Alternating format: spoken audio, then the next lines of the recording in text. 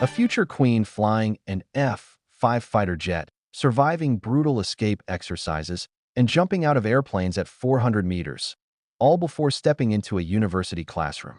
This isn't the plot of a Hollywood thriller. It is the real-life blueprint for the modern survival of the oldest institutions on Earth. Right now, behind the gilded gates of Europe and Asia, a quiet but intense transformation is taking place. The modern monarch can no longer just wear a crown. They must earn it, sometimes at the risk of their own life. Welcome back to the channel, where we pull back the velvet curtain to dissect the power dynamics, hidden strategies, and high-stakes realities of global royalty. To truly understand what it takes to rule in the 21st century, look no further than Murcia, Spain. Just hours ago, Princess Leonor, the Princess of Asturias, completed a grueling 3-year military odyssey that culminated at the San Javier Air Base. Standing before her parents, King Felipe and Queen Letizia, she was awarded the Grand Cross of Aeronautical Merit. But this honor wasn't a mere ceremonial gift handed down through bloodlines. It was forged in steel, sweat, and absolute discipline. The legal framework demanding this intensity is absolute.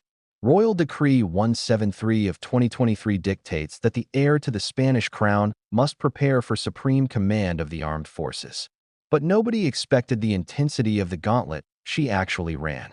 Her journey began in the dust of Zaragoza as a lady cadet, transitioning into the unforgiving waters of Pontevedra as a naval midshipman. There, she spent over 6 months aboard the Juan Sebastián de Elcano, navigating nearly 17,500 nautical miles across the Atlantic, battling rough seas through South America and the Caribbean. Yet, it was her final phase in the Air and Space Academy that pushed the future queen to the absolute limit. This past year, the woman known to her instructors simply as Second Lieutenant Bourbon Y. Ortiz wasn't reviewing troops from a balcony. She was in the cockpit. She mastered theoretical flight physics, dominated advanced simulators, and eventually took to the skies completely alone for solo flights in a Pilatus training aircraft. But it gets even more intense. Embedded within her training was the notorious SEER course: survival, evasion, resistance, and escape. This is the brutal military program designed to teach elite operatives how to survive behind enemy lines, evade capture, and endure interrogation. To cap it all off, she completed her basic parachuting certification, throwing herself out of a military aircraft into a 400-meter freefall. It is a calculated display of fearlessness designed to send a clear message to the world. The future Queen of Spain is not to be underestimated. But the grueling physical trial is only half the battle, and a new, equally daunting challenge is already waiting for her in the shadows of the capital. Come autumn, the combat boots will be replaced by textbooks. Princess Leonor will begin a highly specialized, 4-year political science degree at the Universidad Carlos III de Madrid. Based at the Getafe campus, her curriculum reads like a masterclass in statecraft, spanning international relations, economics, law, and sociology. The royal court has made it clear that she will seamlessly weave her rigorous academic schedule with her growing official duties as heir. It is a delicate, high-wire balancing act of intellect and duty, designed to shape a ruler who understands both the trigger of a rifle and the stroke of a diplomatic pen. While Spain prepares its future monarch for the global stage, other European sovereigns are navigating their own high-profile international chess moves. King Philippe of the Belgians just touched down in the neon glare of Los Angeles, California. Ostensibly, the visit is a high-spirited show of support for Team Belgium as they face off against Spain in a thrilling FIFA World Cup quarterfinal at the massive SoFi Stadium in Inglewood. The king began his high-stakes trip by dining directly with the athletes, boosting morale before the world watches the clash. But in the world of royalty, no international trip is ever just about sports. It is an exercise in soft power, placing Belgium firmly in the American cultural spotlight. Meanwhile, across the North Sea, a completely different kind of royal energy is unfolding in the Netherlands. Queen Maxima officially opened the legendary North Sea Jazz Festival at the Rotterdam Ahoy, celebrating its monumental 50th anniversary. With over 1,300 musicians exploding across 17 distinct stages, the Queen's high-energy presence highlights the Dutch crown's deliberate strategy, staying culturally relevant, vibrant, and deeply connected to the contemporary passions of the public. But as European houses lean heavily into public visibility and military prowess, a much more reserved, deeply spiritual ritual is taking place within the world's oldest continuous hereditary monarchy. If you are fascinated by how these ancient dynasties are navigating the pressures of the modern world, make sure to hit that subscribe button right now and turn on all notifications. We track these global shifts every single day, keeping you updated on the moves that shape history. What do you think is more crucial for a modern royal? The grueling military training we saw in Spain, or the soft power cultural diplomacy scene in the Netherlands and Belgium? Drop your thoughts in the comments section below. I read every single one. Turning our gaze to Asia, the Imperial Household Agency of Japan has just confirmed a series of deeply symbolic moves for the younger generation of the imperial family. Princess Aiko is preparing for a profound, 2-day spiritual pilgrimage to the Mie Prefecture. This will mark her third official visit to the sacred Ise Grand Shrine, the spiritual heart of the Shinto religion and the ancestral home of the imperial line. It is a quiet, powerful reminder of the ultimate paradox of the Japanese throne, maintaining an unbroken link to antiquity in a hypermodern world.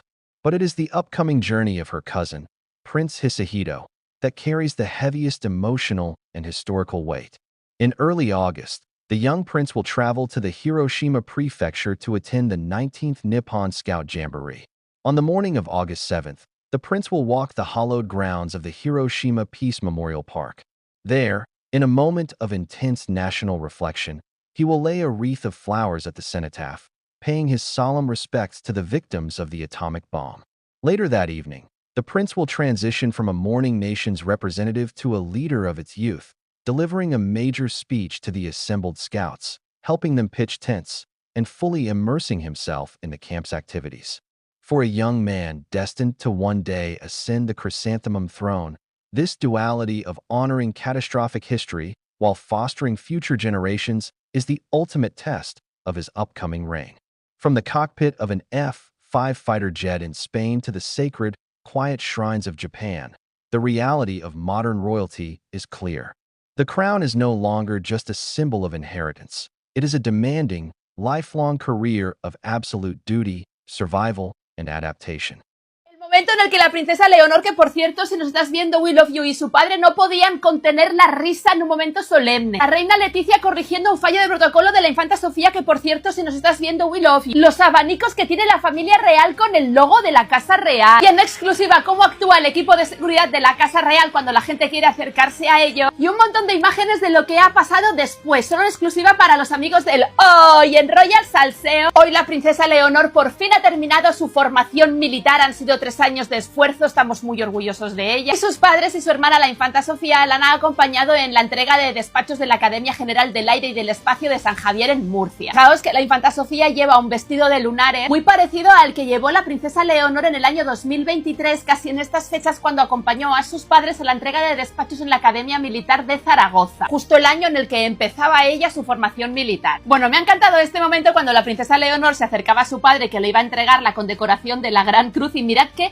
se le escapa la risa. Mira que os lo he puesto en cámara lenta para que lo veáis. Ha hecho eye contact con su padre y a él también se le escapa la risa. Miradles las caras, Juan, grábales las caras. Aquí mira cómo se le escapa la sonrisa a la princesa Leonor. Y aquí directamente ya se le escapa la risa al rey, le dice unas palabras a su hija, ya se abrazan y a tomar por saco el protocolo. Yo creo que sin duda la más protocolaria de la familia real es la reina Leticia, que iba guapísima con este vestido de encaje de color rosa, que a su llegada a la Academia General del Aire y del Espacio ha corregido a la infanta Sofía, que no se estaba colocando donde le tocaba. Os lo pongo a cámara lenta, mirad, ponte ahí, y ella parece que dice, vale, y así situarse donde corresponde en lo que viene siendo pues esta tribuna para escuchar el himno de España. Hoy tenía una amiga del Royal Salseo, Marta, que por cierto, si nos estás viendo, We Love You, que nos ha mandado un montón de fotos y vídeos de lo que ha pasado. Aquí podemos ver que después de la entrega de despachos, la princesa Leonor no ha vuelto con sus compañeros, sino que ya se ha colocado con la familia real, porque ahora ya no está en formación militar. Y hemos podido ver cómo la reina Leticia y la infanta Sofía se abanicaban con unos abanicos porque hacía muchísimo calor. Unos abanicos que llevan el logo de la casa real. Por favor, quiero uno. Tanto la familia real como el resto de los asistentes han guardado un minuto de silencio por las víctimas